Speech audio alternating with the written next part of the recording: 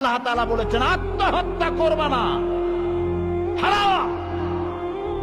যে ব্যক্তি আত্মহত্যা করে তার জানাজা কোন আলেম তার জানাজা পড়াবে না।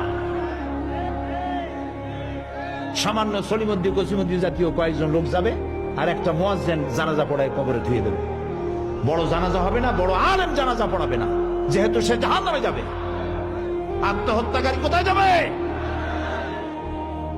কিন্তু এই যুবক পোলাপানগুলি ওরা তো বোঝে নাই, ওদেরকে বুঝানো হইছে যে তোমরা যদি এই কামটা করো একেবারে বেহেশত তো যাবাই, মরার সাথে সাথে আল্লাহর সামনে গিয়ে হাজির হয়ে যাবে।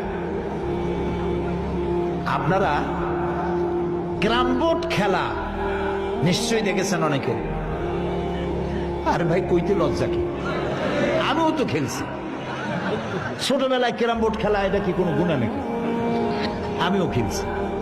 ক্যারাম বোর্ড খেলাটা কি? বোর্ডের উপরে কতগুলি এরকমের গুটি থাকে, একটা থাকে লাল, ঠিক না? এখন বোর্ডের উপরে এই গুটিটা আমি মারতেছি, সামনে আর একটা গুটি, কিন্তু সামনের গুটিটা আমার মূল টার্গেট না। এই গুটিকে ওটাকে হিট করবে, সে ধাক্কা খাইয়া মারবে লালটাকে, লালটা পড়ে যাবে পকেটে।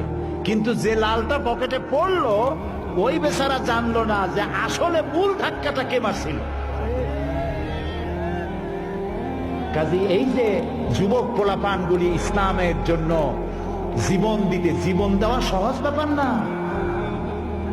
কত বড় নেশা, পাগল বানায় এদেরকে, মরবার জন্য এসেছে, মরবে সে। একজনে নাকি মোষ খুব বড় ছিল, হাত দিয়ে মোষ এরকম উঁচা করিয়া তারপরে মদ খাইতেছে বহুত কষ্ট করে। তারপরে লোকেরা বললো তো তুমি এত কষ্ট করে মদ খাইতেছো কেন, হাত দিয়ে মোষ এত উঁচা করে? কয় যে ওলামাদের কাছে শুনেছি কিছু পান করার সময় মোষ ভিজলে তা নাকি মকরু হয়। ও খাইতেছে কিন্তু মকরুর ভয় করতেছে।